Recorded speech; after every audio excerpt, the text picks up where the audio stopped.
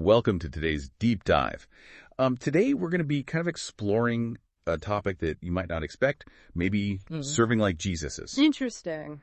Whether you consider yourself religious or not, I really think you should stick with us for this one, because the article that we're diving into takes this whole concept and kind of uses it to unlock these really pretty fascinating insights about how to live a more fulfilling life. Yeah, I think what's really interesting is that it's all based on this verse in the Bible. Okay. Mark 10.45, and it basically says that Jesus didn't come to be served, but to serve. And the article uses this idea as a kind of springboard to talk about how powerful this whole mindset can be, even outside of just religion. Yeah. And to kick things off, they share this story about a guy named James, who was this super successful businessman, seemingly had it all, but felt deeply unfulfilled. Yeah. It wasn't until he started volunteering at a local homeless shelter that he found this kind of joy that he said he had never experienced before. Right. And that's a perfect illustration of what this article is really getting at.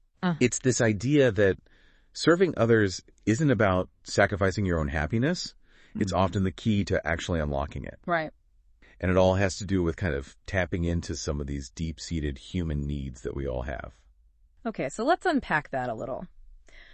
What is it about serving others that brings this sense of fulfillment? Yeah. The article breaks it down into three main reasons. Okay, so the first one is that it really fosters this sense of connection and belonging. Okay. When you think about it, when you're serving other people, you're strengthening your community and you're building these really powerful relationships. And we know that psychologically humans crave this sense of belonging. Yeah. Right? We want to feel connected. Yeah. And studies have shown that directly correlates to an increase in happiness. So it's not just this feel-good idea, there's actual science to back it up. Absolutely. And I remember reading somewhere that acts of kindness actually release endorphins in the brain. Which have mood-boosting effects. Yeah. So it's like this positive feedback loop, right? Yeah. You serve, you feel good, and then you're more likely to serve again. It really is. It's a virtuous cycle. And that ties into the second reason they highlight. Okay. Purpose. Serving others allows us to contribute to something that's larger than ourselves. Right. To feel like our actions have meaning and impact. Makes total sense. That go beyond just our own little lives. Yeah. I mean, who hasn't felt that sense of satisfaction after helping someone out? Knowing that you made a difference, even if it was something really, really small. Right. Just feels good to know that you're not just existing, but you're actually contributing to something bigger. Yeah. And this desire that we all have for meaning. Yeah. For leaving a positive legacy behind us. This is something that resonates across so many cultures and belief systems. Yeah. It's not limited to any one religion or philosophy. Right now, the third reason the article gives for why service brings fulfillment is kind of framed in this religious context, right? They say it reflects God's love.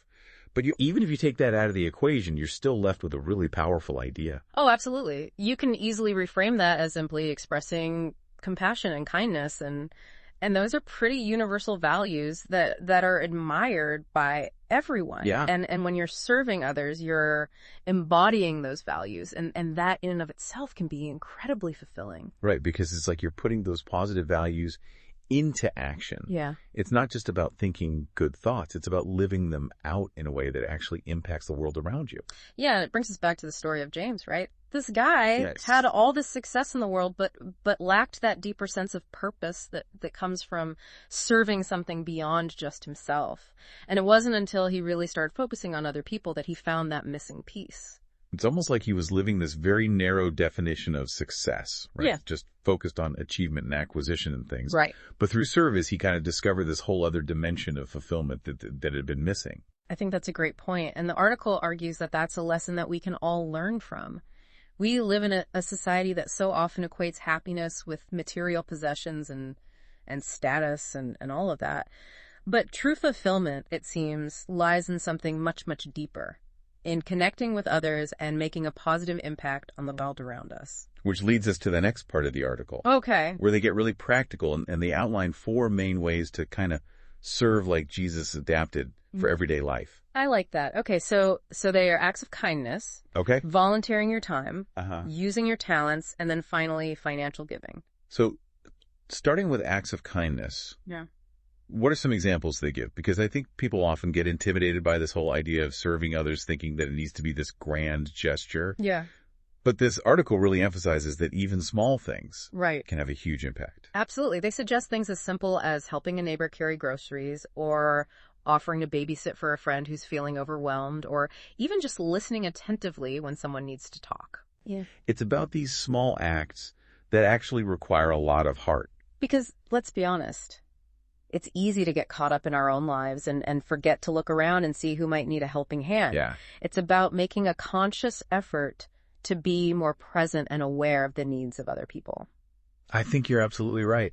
And what's interesting is that research shows that even these small acts of kindness can trigger this cascade of positivity. Really? Yeah. It's like tossing a pebble into a pond. You know, Yeah. the ripples spread outwards, affecting way more people than you might imagine. So you're not just impacting the person you directly helped, Right. but you're potentially inspiring them to be kinder to someone else and so on. It's really cool to think about that ripple effect Absolutely. of even something as simple as holding the door open for somebody. Yeah, I love that. Now, the next way to serve that they talk about is volunteering your time.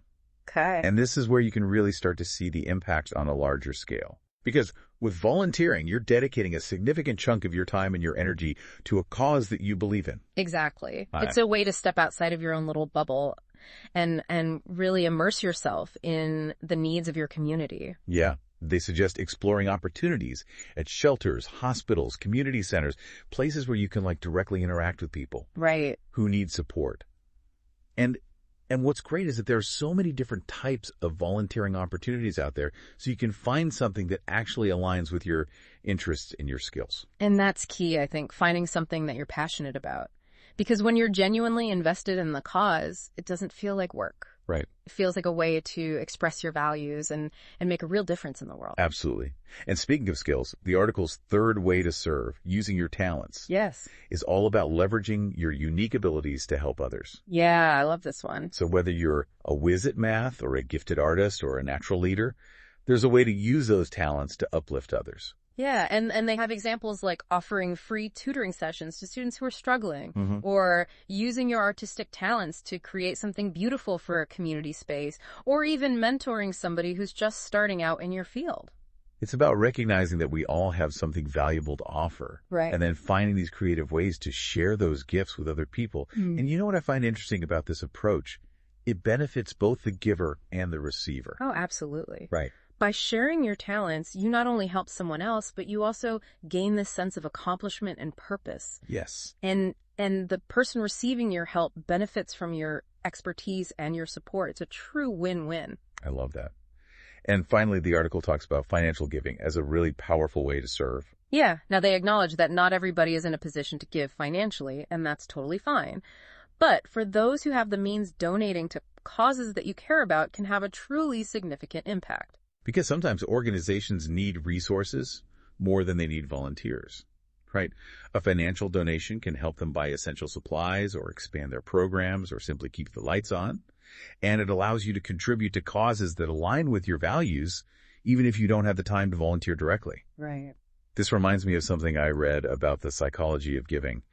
Apparently, studies have shown that people who regularly donate to charity report higher levels of happiness and well-being. That makes sense when you think about everything that we've been talking about. The sense of purpose, the connection to something bigger, the act of embodying compassion and generosity.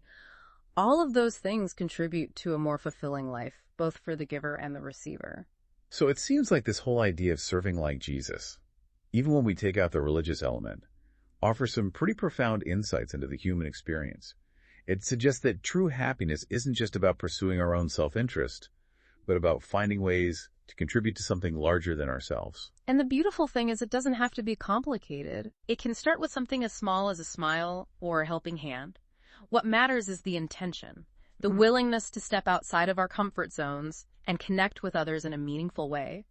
This has been a great discussion so far. It has. And I know there's still more to unpack in the article. Yeah. Particularly around this idea of living for a greater purpose and the practical steps to cultivate a heart of service. Right. But we've covered a lot already, so let's take a pause here. Okay. We'll dive back into the rest of the article in part 2 of this deep dive. Sounds good. You know, it's fascinating how the article goes beyond just saying, serving others is good. It really delves into this whole idea of how this way of life can actually transform us from the inside out. Right. It's not just about the impact we have on other people, but the impact it has on us internally. Exactly. They talk about how serving others can help us develop empathy Okay. by putting ourselves in other people's shoes. It's like a muscle you can strengthen. The more you practice empathy, the better you become at understanding and connecting with people who might be different from you. And that ties into another point they make about how serving others builds resilience. Okay, I'm curious about that one. How does helping others make us more resilient?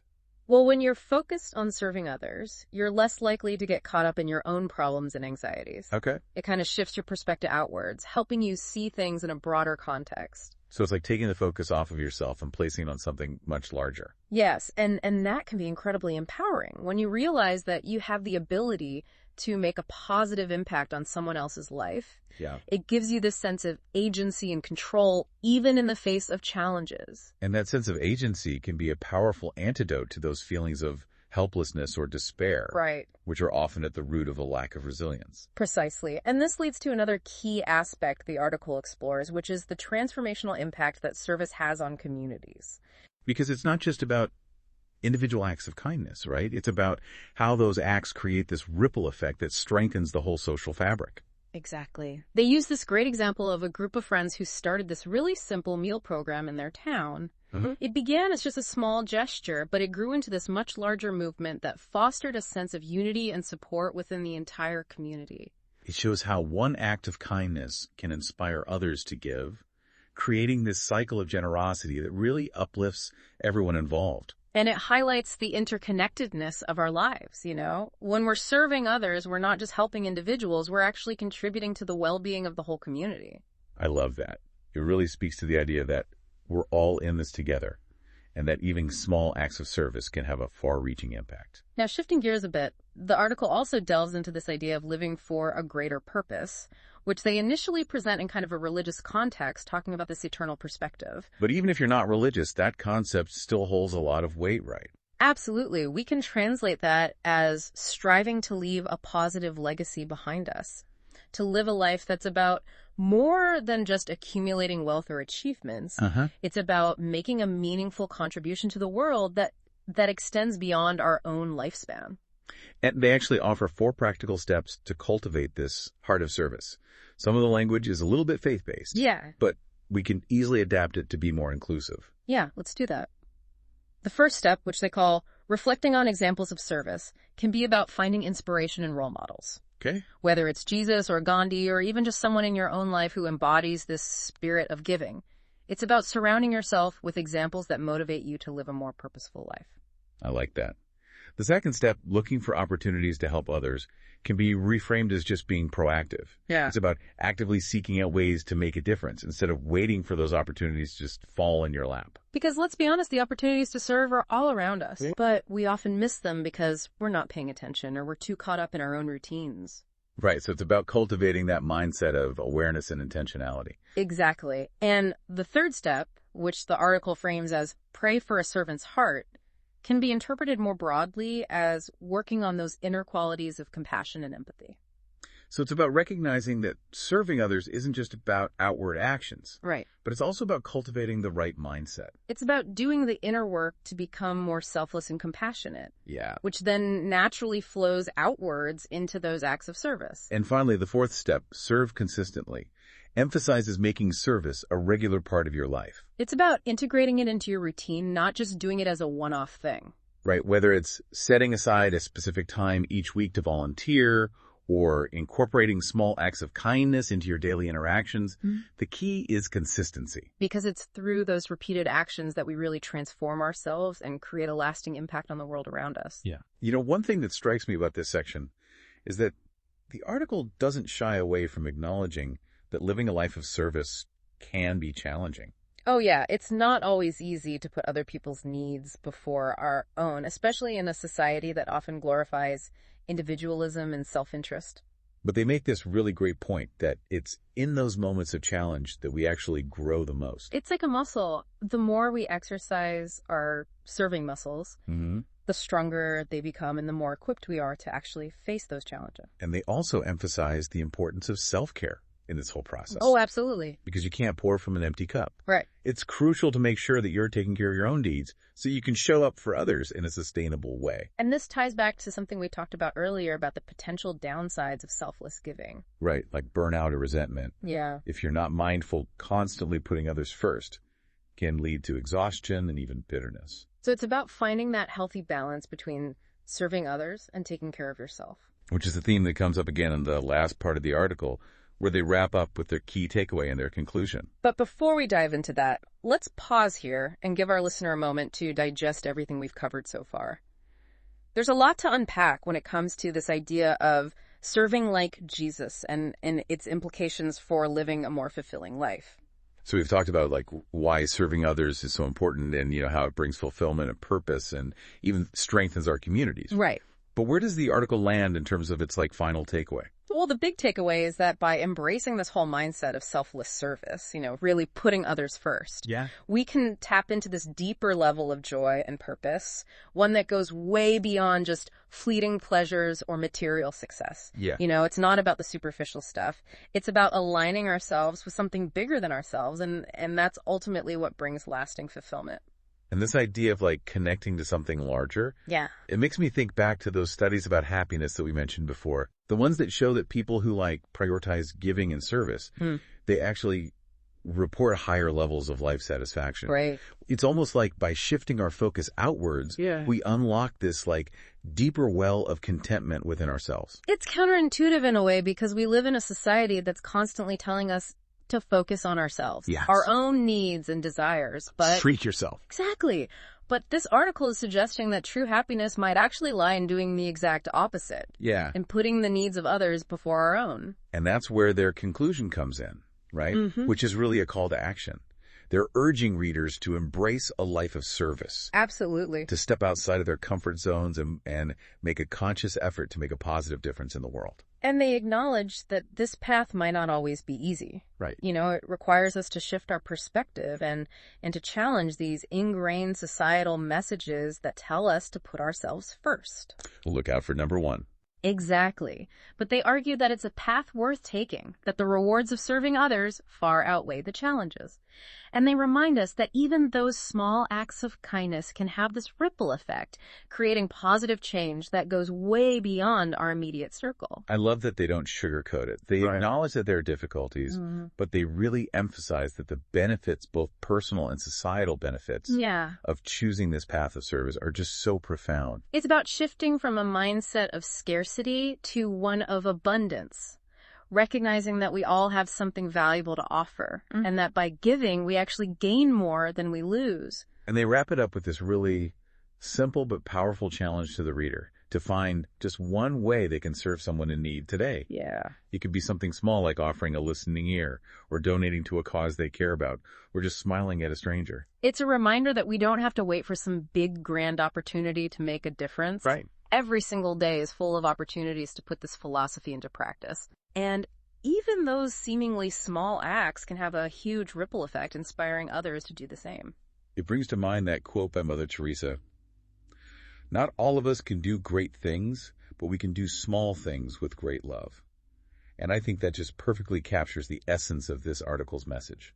Absolutely. It's not about the size of the action, but the intention behind it. Well, I don't know about you, but I'm feeling pretty inspired after this deep dive. Me too. It's definitely made me want to think about the ways that I can be more intentional about serving others in my own life. I think that's a great place to leave our listeners today with that question in mind. What is one small act of service that you can commit to today? It doesn't have to be anything big or complicated, just a small gesture that reflects that spirit of kindness and generosity. Because as we've learned, even those seemingly insignificant acts can have this huge ripple effect of positivity. Absolutely. That extends way beyond what we can even imagine. So thank you for joining us on this journey into serving like Jesus. We hope you gained some valuable insights and, more importantly, some inspiration to go out there and make a difference in your own unique way. Until next time, keep diving deep and keep spreading that kindness.